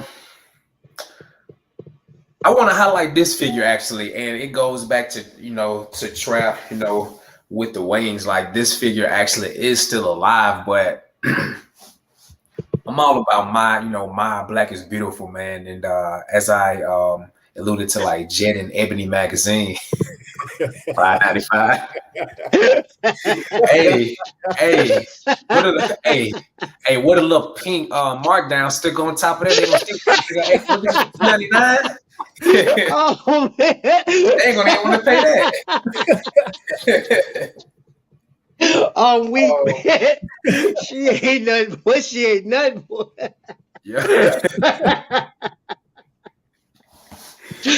But you know, speaking back on, you know, generational wealth and just speaking on just influential, you know, I guess Black entities, I'm going to highlight Robert L. Johnson. Is that ringing a bell to anybody? Robert L. Johnson. I've heard the name. I've heard that name before. So, enlighten me, my brother. So Robert L. Johnson is actually the co-founder of BET. Okay. Yeah. Co-founder of BET, which was actually acquired by Viacom in 2001. So basically, what was unique to me was he became the first African-American billionaire. Yep. I didn't know first that. African-American billionaire. I had no idea. And this was back in 2001. And even just to shed some more light, he was actually a former majority owner of the Charlotte Bobcats back in the day as well. Mm-hmm. So, you know, just highlighting him and, you know, as we were talking about generational wealth, you know, he did things the right way, you know, and that's what led him to that point, because we all watched BET. We all grew up watching some of our favorite sitcoms on BET. Heck, I still watch BET to this day, man, because they play Martin over and over and over and over again. And I love Martin. That's my favorite black sitcom, you know, is Martin. Yeah. You know, Martin, and I love me some Good Times, you know. And, you know, just being able to, as I mentioned, that's something that we can all resonate with now and don't really know the actual deep history of BET. We just know it's a channel, you know, plays all of our favorite shows. You know, it used to play 106 in Park, which was a big show we all loved. You know, watch the music videos, you know. So, I mean, you know, it does kind of add like the entertainment effect to it, but you need entertainment to be able to get through life as well, man. And just to kind of know that, you know, he made that mark and it's still, you know, very vibrant to this day. I oftentimes joke and say it should be called TET, Tyler Perry Entertainment Television, because that's all that come on now. Tyler Perry stuff. So Tyler Perry basically on BET now, you know, unofficially, because all his shows come on there. But I would like to highlight Robert Johnson on that one, just because he, you know, did a lot, bro. Yes, especially with the entertainment industry. I'll say that's like the slogan for Indiana, man, a crossroads to America, bro. Like that's a crossroads to everything, bro. Everything that we know. Come on, man. I mean, dude, you think about it, bro. Like who don't watch BET? Well, who has not watched BET? I mean, I don't watch it like I used to, because there's a lot of junk come on, you know, that really comes on now. But we're talking about dating back, man. BET was the booming spot, man. The BET Awards, you was watching, you was trying to watch. I mean, it was just so much, you know, and that's big, man. You know that, bro. They even did one of BET After Dark. You remember that? I remember that. 08. That's wait a minute, that was 06, 07. Yeah. Hey, that was like, that's when you see the Luke videos, the official Luke video. Yep. Man, like, I'm like, for real? Absolutely. Yeah. Absolutely. Nelly, you see all Nelly for real videos. Right. And right now we got a fallen star. Nelly messed around and posted a video. I saw that. Accidentally. And I'm like, bro, Nelly, I know Nelly would never see this, but bro, you got to be more careful than that. Like, come on. To be more careful. How you upload that? You know what I mean? Of all, bro. And it's crazy, man, because like the people out here making a mockery of him too about it. Like, he not praise about it either. So I was like, ugh. Now, I mean, see, that's the second time in 1 week that he been in news, because some lady gave his bag back, right? Or all his money was in it, and he gave her $100. She could have took the whole thing and Bow Wow clowned her. I heard about that. Now him and his attorneys are claiming that's complete cap. Is it bogus? He said he never lost a thing. So wow. And I don't know, bro. I mean, see, is she suing him? Yeah. And I'm like, oh, okay. Some ain't right here. So was the bag first and then his phone being hacked second, or So the bag was first. So does this phone hacking have something to do with the bag being stolen? And maybe they kind of, I don't know if it's connected. It was in the same week. That's not adding up without it, you know. Right. Maybe some type of connective point. Bro, we don't need that type of publicity. You know what I'm saying? Like, I mean, bro, we as far as black news, I've heard some comments. I didn't read this comment, but my wife was sharing with me that, you know, somebody didn't like the halftime show. They wanted to go back to where it used to be. And I'm like, a marching band? Right. Is that like, you know, and that just tells me that you're not, you know, that doesn't resonate with everybody. You know what I'm saying? Dr. Dre, Snoop Dogg don't resonate with everybody. But your boy Eminem took a knee, right? Yeah. And they say NFL told him don't do it. And they said NFL denied all claims. But we know if Snoop would have took a knee doing that, it would have been, oh my gosh. Oh man, no, it'd have been ugly. It'd have been ugly. So it just goes back to talk about this. And I hate to, I'm not trying to pick on Morgan Freeman, but that just further debunks that statement that you said, because we can try to ignore this stuff. But why would you? I'm not ignoring what you're doing to me. I'm gonna tell you, hey, bro, look, Yeah. you racist, bro. Like, Mm-hmm. it is. Let me help you. Let me educate you real quick, because see, uh, speaking of which, Marcus, I hope you don't mind. D, I hope you don't mind. I want to share something with everybody. You guys ever heard of Shirley Anita Chisholm? Yes. I'm gonna say this. I was gonna actually put her in my top 5, but I just figured somebody else would get her, so I decided not to. Bro, okay, so let's kick this around, because I'm gonna tell you something, because I'm sure that my perspective of her is different from yours. So of course she was born in let's see, November 30th in Brooklyn, New York. It's a lot of stuff coming out of Brooklyn. It's a lot of popular figures that come out of Brooklyn, or New York, period. But she was actually raised by her grandmother in Barbados, and of course she learned the language, and she found out what her descent was, where she comes from. Her parents felt that it was better for her to get the education there. Now, I'm gonna tell you something. She learned everything she could from her grandmother there on a farm. Then she goes to school and learns Spanish. She comes out and she learns to be a teacher. She's an educator, because I know you guys were talking about education earlier. So she was real big on education. But then this woman, I'm gonna just kick it to the best part. She became the first black congresswoman. And then from there, she became the first woman to run for presidency. Now, when I heard that, I thought about this. Martin Luther King said, I got a dream that all these things are gonna happen. I just feel that we're even gonna have a black president between 25 to 40 years from now. We'll have a black president. And she goes on to say, and I actually wrote some stuff in what she put down. Let's see here. She had a saying. Hold up, I'm looking for where I put that down. Okay, I can't find a saying, but she pretty much said this: she can't be bought or persuaded, and she's for the people, right? She let me see. She said, I didn't, yes, I'm black, but I'm not like for the black cause, I'm for the people. Yes, I'm a woman, but I'm not for the woman cause, I'm for the people. And they call her the people's champion or the people's politician. So before The Rock took that, I'm the people's champ, she was the people's champ. Dead serious. That's what people refer to her as. It's still people alive that work with her. Because I believe they had put her up for some type of position, but she had got sick.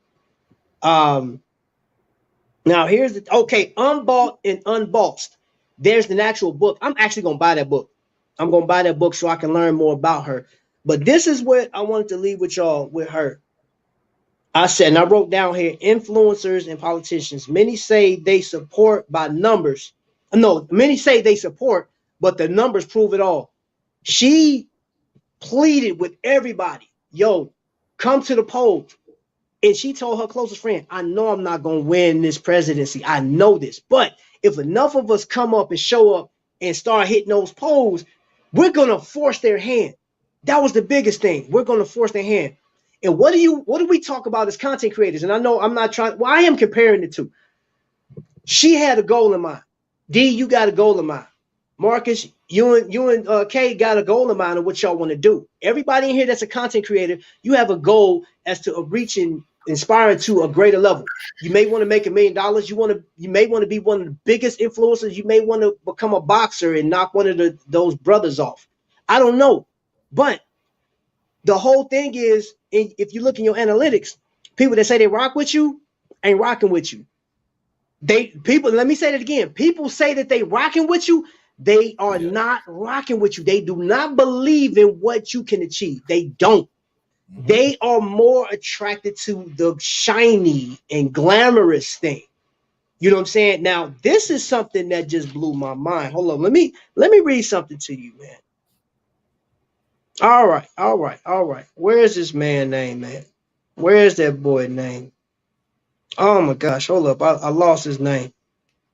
What was the cat that hold up.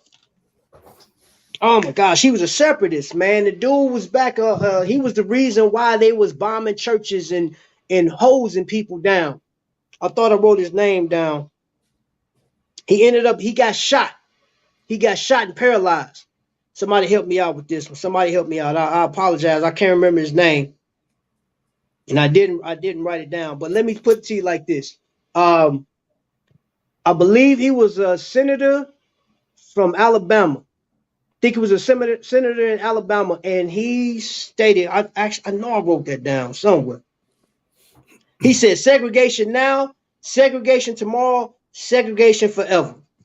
That man, I know somebody in the audience, or if you see this on the replay, put it down. I'm pretty sure I have it by then, but can't remember his name. I listened to this guy, his tapes, him talking. George Wallace. Yes, thank you. I listened to this man talk, and he said, he's a Christian man. He's this, that, and the other, right? Now, keep in mind, I know a lot of you guys are trying to be whatever. You may be going to school for something. I know Eat to Live Strong was going to school. I know it was a lot of people that's trying to advance their life, their lifestyle, and you want support, and you're not getting it. That hurts. All the people that we named tonight, both dead and alive, had to go through racism, had to go through hatred, had to go through all this stuff just to get to where they were, and just to prove that, hey, I'm a person. Even when they abolished slavery, yeah, that's on paper. You can't abolish your hatred. You can't rid yourself of that hatred, man, because at the end of the day, man, they say, hey, all right, you free. Okay, free to do what? Go to jail and be right back where you started. You know what I'm saying? And now they make money off of it. Capitalism, dude, it never stops. It keeps going. It keeps going. It never quit, man. But the biggest thing I hope you guys pick up tonight is, I don't care what race you are. These people we consider to be our heroes, or somebody that has moved the needle forward for the cause. Because people like Shirley Chisholm, she moved so America can move forward. She pushed forward till now you have people like a Harold Washington, and of course he passed, but then you got Obama that came after that. You know what I'm saying? All of these people that came back. And yes, I'm naming people of color because we can mention any other race.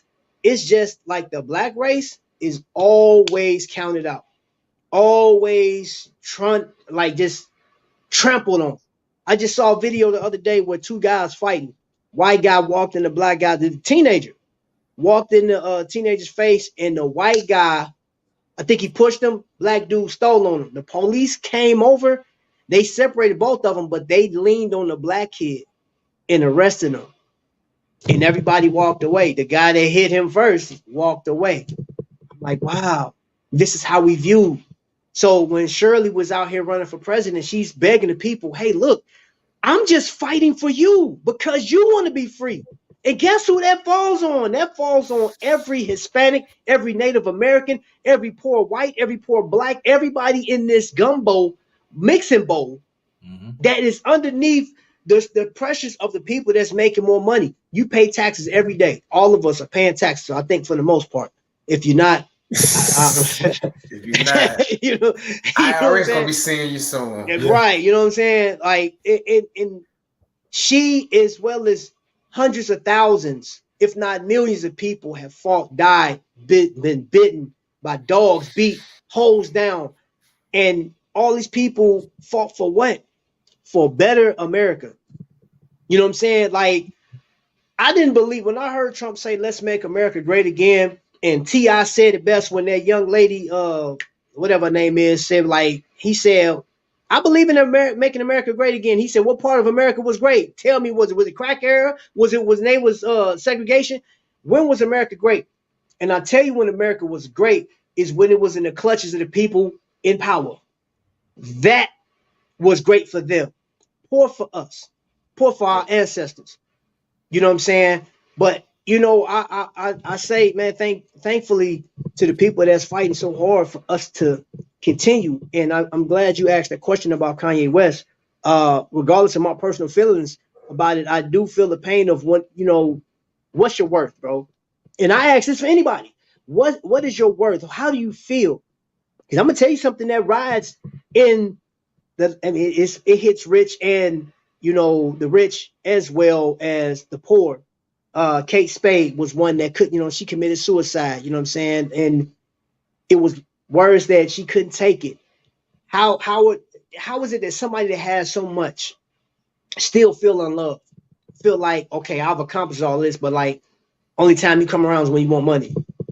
You know what I'm saying? And these are things that people like Shirley and even Louis Farrakhan, these people are fighting for equality. And I know everybody got different views, but we still trying to move forward. That was something that Keenan Ivory says, like, hey man, I can tell you this, if you keep moving, you'll get somewhere. Yeah. I don't know what that somewhere is gonna be, but you're gonna get somewhere. You stop, you doomed. That's when you fail, when you stop. Yep. You know what I'm saying? Hold up, Kesha says the first woman I put on my 28 days. Yeah. And you know what's crazy is when I saw that, Kesha, I saw that, and I was like, yo, she's one of my, like top favorite people, you know what I'm saying? Because she was a powerful woman. But then when you hear from her friends, she was depressed about how people treated her. That Congress did not like her. When she went to there, man, it was people, like they said one guy would come in, he'll cough real bad. She thought something was wrong with him. And then he'll take his napkin and spit in it. And they said that represented him spitting in her face. And I'm like, dude, all she's trying to do is create an environment where my children can be safe and get the same education. You talked about, both you guys touched on education today. So you had all these people, Malcolm X, Martin Luther King, Shirley, I'm about to say Shirley Caesar. Well, she contributed too, you know what I'm saying? Shirley Caesar contributed too, you know what I'm saying? She put the soul, she got you uplifted, you know what I'm saying? But like everybody's fought so hard for us to get to this point now. How can we abandon it? And the question is going forward, like you guys got questions, how can we as a YouTube community do better? And that's a legit question. I'll wait for an answer. Y'all in the chat, please tell me as a YouTube, like what do you guys want to see from us? What do you guys want to see from us? Like serious talk. But I'm asking my brothers on the panel, man, how can we do better? I think it starts with one, knowing what your goal is and picking the best route, the most efficient route to achieve that goal. And don't sway from that, no matter what people are saying, doing, or no matter what you're seeing around you, because that will allow you to create a lane and a voice in the community for people who think like you, who want to be around people like you. Because some of the things that we see with these negative things when people talking about, man, I can't just take anymore, a lot of times they don't have anybody that they can relate to. And us as content creators, man, we have platforms to reach out to people that are like us. And we all make the videos and then sit back and hope that somebody likes it. And what sucks is to be the person to live the life, to step out the door and say, I hope somebody likes me. And if you don't have a community that you belong to, man, life is pretty tough for you. So those of us as content creators, we need to be true to who we are, because we might reach that one person that's rare or off kilter just like us, and give them a community and say, hey, no, there's somebody else out here like you. And then find out, oh, there's a bunch of people out here like me. And we might pull somebody from the clutches of depression, or even worse, suicide, or snapping and going and shooting up a bunch of people because you don't feel anything positive. Okay. And I second those exact sentiments, and I like to often say that a goal without a plan is only a dream. And we must have a goal. We must surround ourselves, as Marcus said, with like-minded individuals, because, we hear the phrase oftentimes in school that it takes a village. Well, it takes a village outside of like education as well. Like we have to be surrounded amongst like-minded individuals such as ourselves to be able to propel to those different levels. It's almost like a support group, and as Marcus said, well, he said a lot of great things, but that kind of goes to the point of, you never know who's watching our videos. Somebody could be on borderline like depression, suicide. They may have watched your video today and they'd be like, dang, I have a new outlook on life now. You know, I know we sit here and talk all the time about wanting these views and wanting to get to this level. And I know Trap and I've had, you know, many conversations about what if we're meant to stay at this level to be as impactful as possible? Because when you get to that bigger stage, it becomes more of like a, you know, transactional business. It's like, I'm going to do a video. I know I'm going to get 1 million views. I'm not going to be intentional. See, this is very intentional. You won't see a large YouTuber doing something like this. Nope. You don't see it. They barely go live.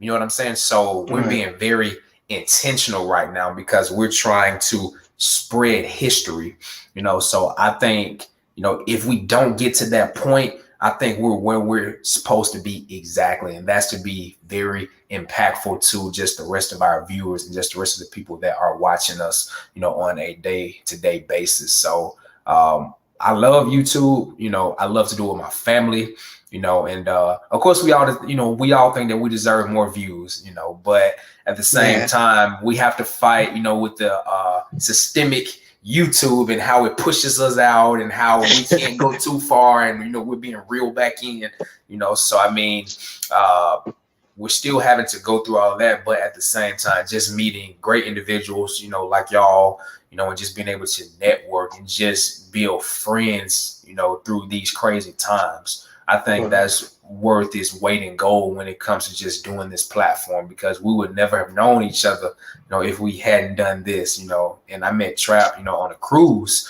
you know, and we weren't even doing YouTube then, but the fact that we were able to actually reconnect, and we have this common interest now. We didn't discuss this before we did it. He started, we started, but it wasn't, hey, let's start a you know, a channel. Like, that wasn't it. Like, we found out later that, oh, we both have YouTube channels. And we didn't have it when we first met, you know. But I think for me, man, just like, we're not rich at all, but I'm happy in life, man. Like, you know, that goes back to people that have all the money, but that goes back, it's one thing money can buy, and that's happiness. Right. Money cannot buy happiness. It can buy you everything else, you know, but it can buy you a BBL, it can buy you it can buy you all that stuff, but it cannot buy you happiness, man. So Fats chimed in. He said loving each other, stop hating each other. And I'm gonna tell you something for those of you guys, and I know some of you guys haven't met him. It was crazy, bro. Fats was on. If you go back on my video, man, Fats was the first person to jump up on the stage for the tattoo contest on the cruise. Yeah, I didn't even know you know what I'm saying. I remember that. Yeah. And then I literally took a say that. I remember Fats getting up. Yeah. And looking back, because he was like, he said, "Yo, Trap, it was me. I was the dude, the big dude that was up on the stage, man." Because the one commentator was like, "Bow chicka wow wow." Yeah, I remember that. Well, I had no idea that was Fats. Wow, bro. And you know what? Let me tell you this. And I'm not saying this. Well, he is on here. He's seeing it. Fats and his wife, right, Trelise, are some of the most loving people that you can be around, man. We sitting at the dinner table eating. We sitting at the breakfast table eating. And I was like, I didn't want to leave. I went out to Delaware. We were just eating. Yep, we were just eating. That's it. We was eating and talking and laughing. And you'd have thought we knew each other for 30 years. And I was like, man, when I had to go, I'm driving. I'm looking in the rearview mirror, man. If like, what was that? Celie and her sister, man, doing this at the end of Color Purple. I was like, man, dude, what I wouldn't give to have, like, if I was rich, I wouldn't have went nowhere. I'd have been like, hey, bro, you want to go on a cruise? Like, private, bro. I just rented a boat or something. Let's go hang out. You know what I'm saying? Whatever. You know what I mean? That's the type, in fact, I take your comment, bro, to heart, man, because that's the one thing through all of our Black, our white, our Asian, anybody that has built America up. That was the one thing that the pioneers didn't get from the outside, the opposing force, was love. And the one thing I wanted to leave out on was Mr. Wallace had got shot, and he stated that we should not be in the same educational system. We should not be in the same jobs. But Miss Chisholm went to go visit him in the hospital. And her friends was like, what are you doing? He don't like us. She went in there in that hospital, and guess what? He became one of her biggest supporters before she got out of office. He became one of her biggest supporters, man. So I was like, yo, dude, of all the wrong, and you look back on all the bigotry that he spewed, all the hate that he spewed, it was an act of kindness at the end of his life. And I'm like, it changed his whole perspective on blacks. You know what I'm saying? Because of this woman. Hold up, I seen it was one, Ray of Sunshine says, yes, hey all, want to see positive vibes. And I promise you that I will continue to do that. Keeping up with the Griffins. I'm sorry, I didn't even speak to y'all. What's up? I highlighted your thing, but I didn't greet you. I apologize for that. Love listening to this conversation. Thank you so much. It's not about Kesha, but about the God I serve, his message through comedy. Yeah, I saw that. We have so much work to do and so little time to do it. Man, say that. It's not enough time in the day to get stuff done, man. I'm like, dude, I still got a bunch of videos I need to put out, man, for this month. That's how we supposed to be when you with fam. Yeah. And I feel comfortable around, like when I met D, we were talking, me and wife was talking about this today, about when, we met you and Q on the cruise. And it was just a general, like, hey, what's happening? Oh, yeah. What's going on? That's a nice watch. And it was just like automatic. It was automatic, bro. And then we met up a couple times. We sat down and broke bread together. We get away from each other, and the whole year go by. We come on a cruise. We were looking for you guys. We was like, crap, man. No, she did reach out to Q. She reached out to Q. Yeah, reached out, but we didn't even go that year. Yeah, y'all didn't go. And I was like, man. And here it is. We that next year we went. Then of course COVID hits, and I don't think we could be no tighter now. You know what I'm saying? It's like it was a partnership, a brotherhood. Marcus, you and Kay come along, and we just know about y'all from December. Yeah. You know what I'm saying? Like just from like this, literally, like when the Midnight Wars come up, and they was like, "Hey, man, People's Choice." I was like, "Who are these people? What?" And we're like, "Hey, I ain't even gonna cap," as the kids would say. I was like, "Who is these two?" I mean, they look good on screen, but I'm like, I don't know these cats, man. So let me look and see. Because it wasn't even trying to be funny, bro. I was like, they going up against Verns. I know Verns. Been knowing her. I haven't heard these people. Like, these are new people to me. And I looked, I said, oh, they funny. Then I go on TikTok. I said, oh, dude, they funny. And I was watching how you talk to Kay and how you guys interact with each other. And I said, man, it is so natural. They smooth. And then me and you exchange numbers. And from there, it's been a brotherhood from there. And it just happened. You know what I'm saying? Like, come on, man. I mean, dude, I asked that question for a reason. Is because, and please feel free, if you made it this far on the replay, or if you just skip forward to this part, put in the comment section, man. Go to Unbox Sneaks, go to the Hume's Empire, put like legit comments. This is what I'm going to challenge you guys, because I know you guys, you hold us to the candle. I'm going to just say that. You guys expect us to put out, the content you like. Tell us what we doing wrong. Tell us, I mean, you know what I'm saying? Like, give some legit feedback so we know how to grow, because I may be doing something repetitively thinking I'm killing it, and I'm not, and I will be honest. I said I was going to hold this towards the end of this month, but I'll just put this out here. I was going to do a review of how I felt this month went. And Dino, I told him, I talked to some other brothers, man, I was discouraged, y'all. I was really discouraged because I'm like, yo, I thought this would be a little different. You know what I'm saying? I thought we was going to have more interaction, more. And please don't take this the wrong way. I've had some people that's like, yo, I enjoy this. I got text messages, a few emails. I like this. But I saw a decline in the views. And that had me thinking, like, maybe I'm doing the Black History Month thing too much. Maybe I need to get back to my watches. But this is important to me, so I got to keep going. And I was stressed one night, D. I got off the phone with you. I was like, man, dude, like, This is crazy. I wasn't getting as many views like doing the watches, but like that got cut in half, and then you folded and cut that in half. I was like, ooh. But then I sat there after I got on the phone with you and talked to a couple of other brothers and said, this is important. This is important to me, man. I've always studied history all year round. You know what I'm saying? And I don't apologize for who I am, my skin color. I don't apologize for what I believe in. And yes, I do love people and I respect you wholeheartedly until you take it back. I mean, if I didn't, I wouldn't be the man I am today. The man that signed on the dotted line to go fight in this country's war and then fighting overseas, fought for people that didn't care about me, period. You know, I was warned, hey, Travis, don't you go be in the military. There ain't no place for a black man. And I was like, man, get out of here with that old 1950 crap. I ain't trying to hear that. And it wasn't until I looked into it, I seen why they said it. Still would do it.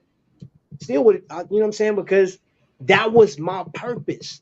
I served a purpose. Marcus serves a purpose. You know what I'm saying? D serves a purpose, man. And everybody else, man. You know, Kay, she serves a purpose. Everybody, Jesus, you serve a purpose. I would like for you to really dig into your background.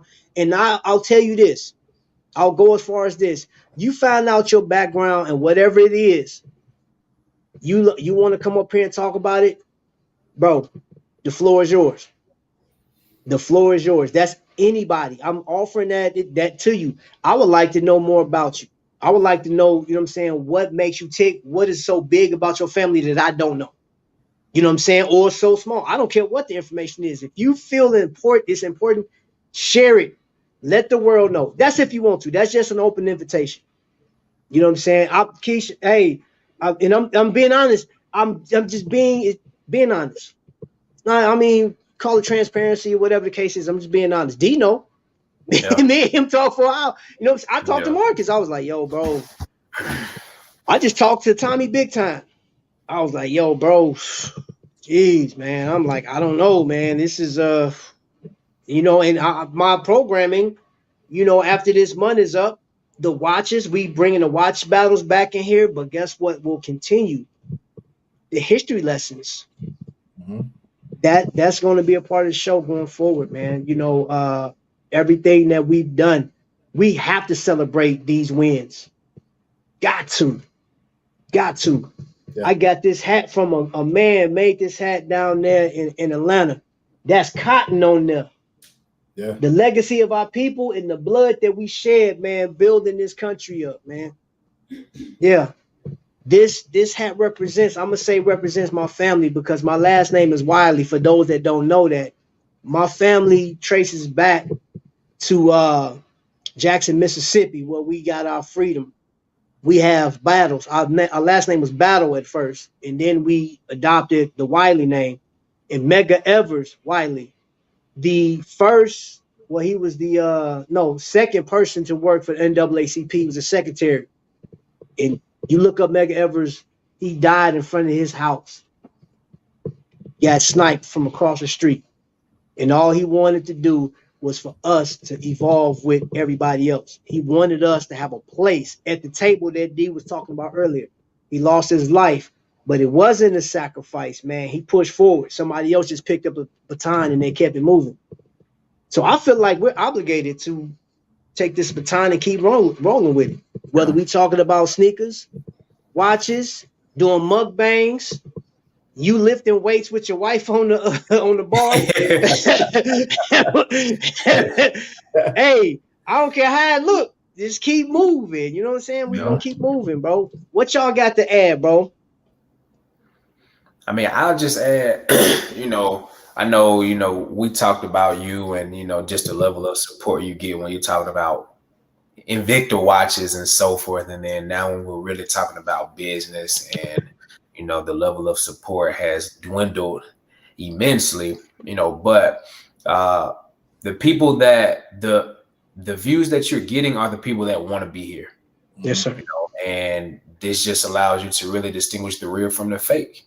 And it doesn't, I don't say like, disassociate yourself with those people that aren't here, but everybody doesn't, want to know about our history, just like we don't want to know about everybody else's history, because I feel like for us, our history is the most underrepresented, you know, and as we have people all the time saying we shouldn't do this and we shouldn't do that, you know, but at the same time, as long as there's Black history, it should be presented. You know, as long as there is people that have fought for us to get to this point, it should be presented. And I wear this shirt, you know, because we still fight for this every single day. You know, every single day. No, we're not having to, be separated by, water fountains and things like that. But, it may be, in your job, you may not get that promotion, underhandedly because you're Black. They're not going to tell you that, but there's still a ripe and a reason for all of it. But, I just want to say, man, I definitely appreciate you in this platform and just being able to allow others to, share how they feel on your platform, and you've always been a very selfless individual when it comes to that, man. So definitely want to give you flowers for that for sure. Because I appreciate it, bro. I appreciate it. Really do. You definitely look out for the culture, man. And you do this because you love it and not just to get the views. So I definitely. Right. Absolutely. No doubt, bro. Appreciate you, bro. Appreciate you, bro. Mr. Marcus, Black man.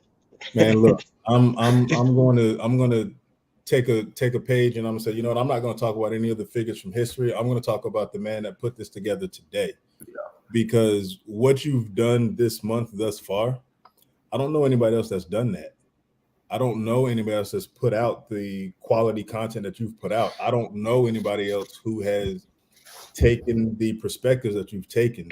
I don't know anybody else who's put a panel like this together. I mean, it's just three of us talking, but this wouldn't have happened unless you had the idea. This wouldn't happen unless you made that phone call to D, unless you made that phone call to me and said, hey, man, let's do this. Mm-hmm. So, man, Black history was made today by way of Trap Vision. So, bro, that's hats off to you. Salute to you. Appreciate it, bro. Appreciate it. K-Trey, you always, bro, you a brother, man. You're a brother in arms, bro. You know what I'm saying? He said, please tell me everything. I'm white as snow, but I love everybody. Right there. Hey, bro, look, man. Hey, you're a brother for real, bro. You're a brother, and I don't care what nobody say, man. Salute to you, K-Trey. K-Trey has a loving attitude, man. Watched him on Tommy Big Time's channel. And matter of fact, K-Trey, man, invitation, bro, tell us about your history, man. You know what I'm saying? Tell us who you are. I know you collect watches. We could talk about that later. Or you can even lead up to that. You know what I'm saying? But, if you ever want to come on, which I'm inviting you, this open invitation. This is an open invitation. Let's talk about it. Let's get it. You know what I'm saying? Let the people know, because I guarantee you there's something in everybody on here, everybody that's chatted on here. I guarantee you that you got something in your background, in your history, from your family, and that I want to know. I'm curious. Yeah. Just want to know. Let everybody else know, man. It may be some stuff that I'm like, you know what, dude? I ran into a cousin of mine in Iraq. Same last name. And I said, okay. I was getting in trouble for this guy. And when we saw each other, that he's my cousin. He's from South Carolina. His first name is Adele, which was my brother's middle name. He was a ladies' man. You know what I'm saying? I guess it's running the blood. He's doing his thing. And they was like, man, you wilding out, man. You over there, man, mess with these chicks and this chick chasing after. And I was like, what chick you talking about? I'm married, bro. They was like, man, you ain't married. Quit playing. I said, what did you talking about? And I finally ran into this guy, and we just happened to be passing each other. And we looked, and it was like looking in the mirror, scared me. And when we looked at our hands are the same way, got the same wrinkles in our hands. And we got to talking, and we found out that we are related. This is my cousin. I'm like, yo. You know what I'm saying? Like, yeah, look at oh, he was. Hey, listen. I don't need nothing from the peanut gallery over here. You a heckler. I'm sick of you. I'm canceling Wiley Hustle, man. Tonight, I'm done with you. It's over. You on punishment. I can't stand her, bro. Oh, man. I cannot stand her, man. So yeah, man. This was dope. I enjoyed this whole night. And of course, you guys are more than welcome to always come back up in here. Matter of fact, I expect it. I expect a part 2, part 3. We could do a 3-peat, 4-peat. We could talk whatever. You know what I'm saying? Hey, we could do favorite drinks. You know what I'm saying? Like background of your foods. What was the foods of your family? You know what I mean? So like, I'm not sharing your recipes, but you want to share them, I'm listening. Yeah, but with that being said, man, we've been on for exactly 2 hours and 25 seconds and counting, man, and this show has come to an end. So with that being said, thank you all so much. If you made it this far, blessings to you. And make sure you don't, you know what I'm saying, deviate from finding out about your history. Go out there, learn some Black history. I don't care what race you are. Go out there. I don't care if you go with the well. If you don't know much about Martin Luther King, knowing that his first best friend was a white guy, a little white boy, yeah, I bet you didn't know that. Some of y'all didn't know that. You know what I mean? That was what kind of pushed him to where he was going. Mm-hmm. And before Rosa Parks, he had to get out of a seat for a white man. I don't know if you knew that. Yeah, he was a teenager. Get out of here, boy. Yeah, that happened to him. So go look up some Black history. Go to your local library, man. Go check out as many books as you possibly can. Come back and let me know what you find out. With that being said, speaking of Rosa, man, we got to give Claudette Colvin recognition too.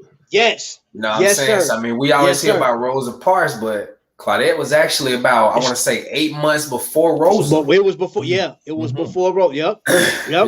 Yep. And on that last note, the Black Panther was not the first Black comic book character. I'm gonna talk about it in a couple days. Y'all be prepared. It's coming.